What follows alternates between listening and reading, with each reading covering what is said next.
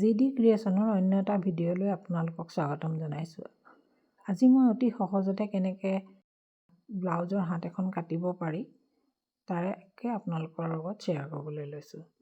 প্ৰথমতে ব্লাউজৰ বেক ছাইডটো লৈ শ্ব'ল্ডাৰৰ 1/2 ইঞ্চি এৰি দিছোঁ আৰু এনেকৈ এটা মেজাৰমেণ্ট লৈ লৈছোঁ। ছাইডৰ 1.5 ইঞ্চি মই চিলাই মাৰ্জিন লৈ লৈছিলোঁ, সেইটো ময়ো এৰি দিছোঁ।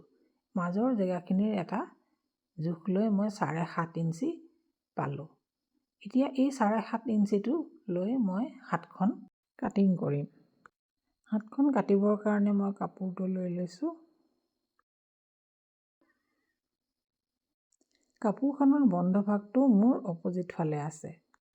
ব্লাউজটোৰ হাতখনৰ দীঘল লৈছোঁ মই 10.5 ইঞ্চি আৰু বহল কাপোৰখনৰ 9 ইঞ্চি আছে। এনেধৰণে ওপৰৰ পৰা 3 ইঞ্চি এৰি মই এটা দাগ দি লৈছোঁ। দাগ দি 7.5 ইঞ্চি পাইছিলোঁ নহয়, তাক 1/2 ইঞ্চি বঢ়াই 8 ইঞ্চিত এটা চিন দি লৈছোঁ আৰু 1.5 ইঞ্চি চিলাই মাৰ্জিন লৈ লৈছোঁ।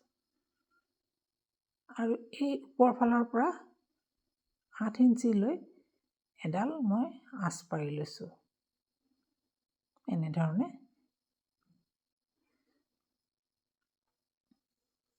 হাতখনৰ তলফালে মোৰ আছে 5 ইঞ্চি আৰু 1.5 ইঞ্চি চিলাই মাৰ্জিন।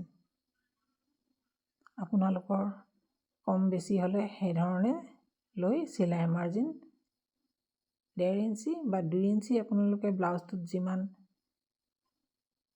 চিলাই মাৰ্জিন লৈছে হাতখনতো সিমানেই ল'ব লাগিব।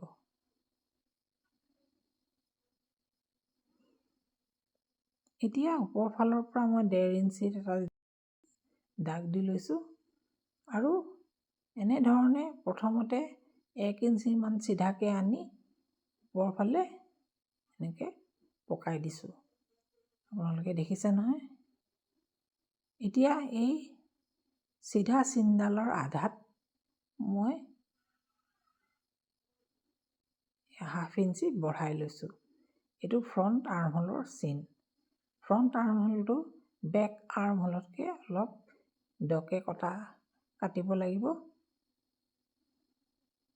এনেধৰণে মই হাতখন কাটিং কৰি ল'লোঁ আৰু চেণ্টাৰত এটা চিন দি লৈছোঁ যাতে লগাবৰ সময়ত সুবিধা হয়। এতিয়া মই ফ্ৰণ্ট আৰ্মহোলৰটো কাটিং কৰি লৈছোঁ। মোৰ হাতখন কাটিং কৰা হৈ গ'ল। আশা কৰোঁ আপোনালোকে ভিডিঅ'টো চাই ভাল পালে। আজিলৈ আহোঁ। Bye bye.